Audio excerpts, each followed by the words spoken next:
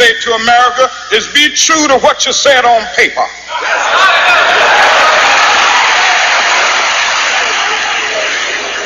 If I lived in China or even Russia or any totalitarian country, maybe I could understand some of these illegal injunctions. Maybe I could understand the denial of certain basic First Amendment privileges because they haven't committed themselves to that over there. But somewhere I read of the freedom of assembly. Somewhere I read of the freedom of speech. Somewhere I read of the freedom of press. Somewhere I read that the greatness of America is the right to protest far right.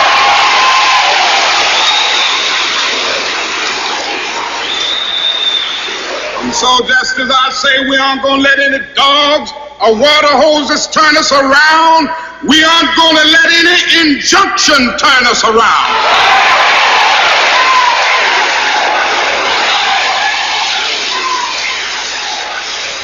Well, I don't know what will happen now. We've got some difficult days ahead. But it really doesn't matter with me now because I've been to the mountaintop. I don't mind. Like anybody, I would like to live a long life. Longevity has its place. But I'm not concerned about that now. I just want to do God's will. And He's allowed me to go up to the mountain. And I've looked over and I've seen the promised land. I may not get there with you, but I want you to know tonight that we as a people will get to the promised land.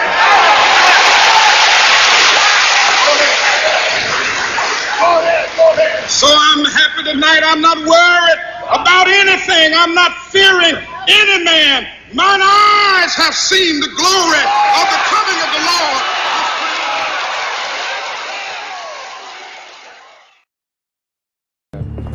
Lord. To the president's chagrin, demonstrations continued. In 1965, protests targeted Selma, Alabama, the seat of Dallas County, where fewer than 1% of eligible blacks were registered to vote, and where bully boy segregationist Sheriff Jim Clark and his deputized citizens posse rounded up civil rights activists using Gestapo tactics and cattle prods. SNCC's John Lewis was among more than 2,000 demonstrators jailed in the first months of 1965.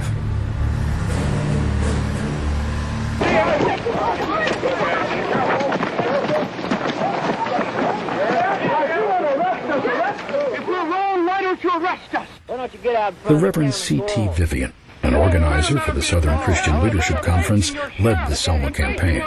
We're willing to be beaten for democracy, and you misuse democracy in the street. You beat people bloody in order that they will not have the privilege to vote. You beat me in the side and then hide your blows. Well, go on. No, I don't need to leave. We have come to register to vote. And you must realize that this is a national issue. It's not a Selma issue. It's not an Alabama issue. This is a national issue. Whenever anyone does not have the right to vote, then every man is hurt. I don't need to leave. We have come to On the night of February 18th, state troopers savagely attacked Vivian and other demonstrators. In the chaos, a young man named Jimmy Lee Jackson was shot at point-blank range in what the local newspaper called a nightmare of state police stupidity. He was murdered by the irresponsibility of every politician from governors on down who has fed his constituents the stale bread of hatred and the spoiled meat of racism. The tragedy galvanized the Selma voting rights campaign. SCLC's James Bevel proposed a symbolic march from Selma to the Alabama state capitol in Montgomery, more than 50 miles away.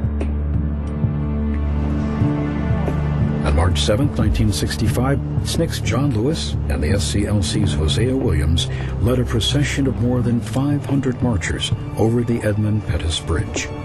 Alabama state troopers, clad in gas masks and riot gear, waited on the other side. It'll be detrimental to your safety to continue this march, and I'm saying that this is an unlawful assembly. You are ordered to disperse, go home, or go to your church. This march will not continue.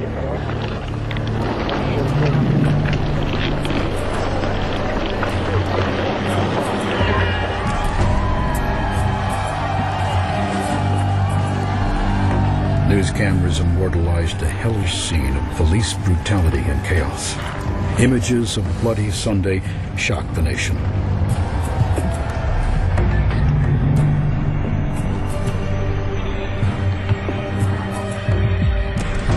Time magazine reported that rarely in human history has public opinion reacted so spontaneously and with such fury. I come here tonight and plead with you.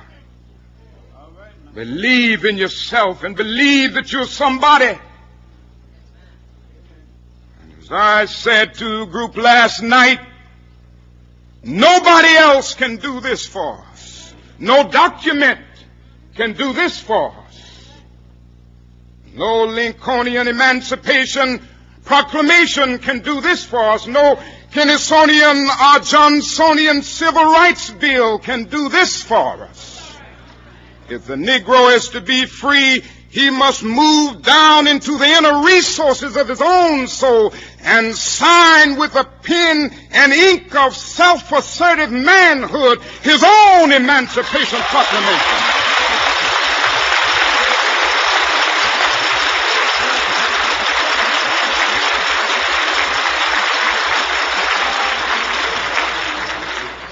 Don't let anybody take your manhood. Be proud of our heritage. As somebody said earlier tonight, we don't have anything to be ashamed of. Somebody told a lie one day. They couched it in language. They made everything black, ugly, and evil. Look in your dictionary and see the synonyms of the word black.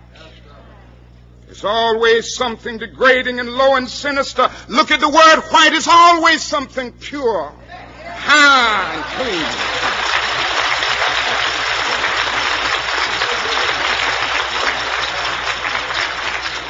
But I want to get the language right tonight.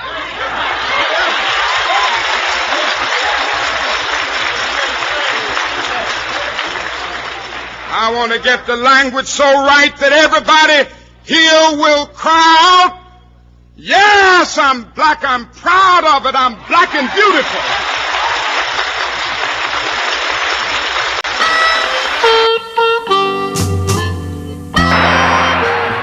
I feel that he was going through a purging of his fear, that I no longer fear death. He always said he would not live to be 40. He didn't think he would. He wanted to, but he never thought he'd live to be 40 years old. He was 39 when he was killed. The next day, meeting with aides at his motel, King seemed rejuvenated. As evening approached, he stepped out on the balcony to talk with Jesse Jackson and others. And we're on our way to Reverend Billy Kyle's home for dinner. And I remember we had our little band there from Chicago, Ben Branch and some musicians, and we were going to have a big rally at Mason Temple that night after dinner. So I was coming across the courtyard, and he said, Jesse, we're late for dinner. I said, Doc, I've been waiting for you. He said, but you don't have your tie on. I said, well, Doc, you know a tie is not a prerequisite for dinner, just an appetite. He said, boy, you're crazy. Then he said to Ben, said, play my favorite song tonight for me, Precious Lord. Ben said, I will. And I said, Doc, he said, yes. And he said, yes. The bullet hit right here, and they just knocked him back against the wall, and it was over. Police were coming toward us with drawn guns. We were saying, the bullet came from that way. It couldn't have come from this way. So why are you coming toward us with drawn guns? It came from that way. It came from that way.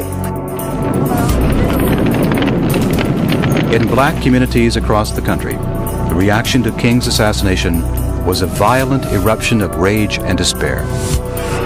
Rioting broke out in more than 100 cities. 20,000 Army regulars and 34,000 National Guardsmen were mobilized. In Chicago, Mayor Richard Daley ordered police to shoot to kill. Nationwide, 46 people died. Martin Luther King was dead. America was burning. Many feared that the last hope for racial equality and nonviolence had been extinguished.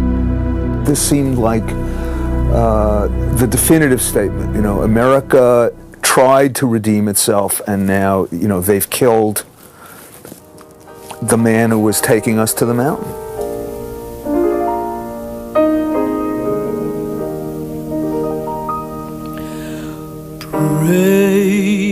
Precious Lord, take my hand, lead me on,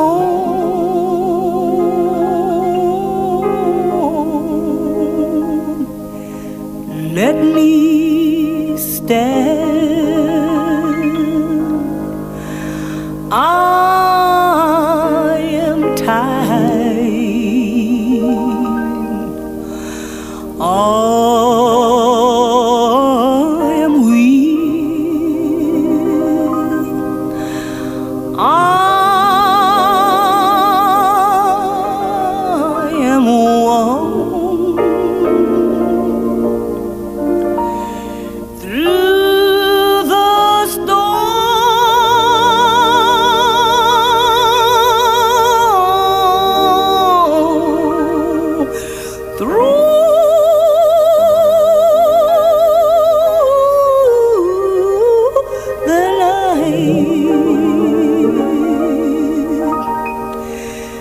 Lead me on. We were in shock. You know, even though we expected it, when it happened, you know, you didn't know what to do. And we stayed in shock for a very long time. A very long time. At this point, I had been so knocked out of my middle-class assumptions that I didn't know what would happen. Perhaps the country could be reformed and Robert Kennedy would be president. Perhaps we'd be plunged into a civil war. I'd be imprisoned and killed. Anything was, it seemed impossible to tell what country we were in and what was about to happen.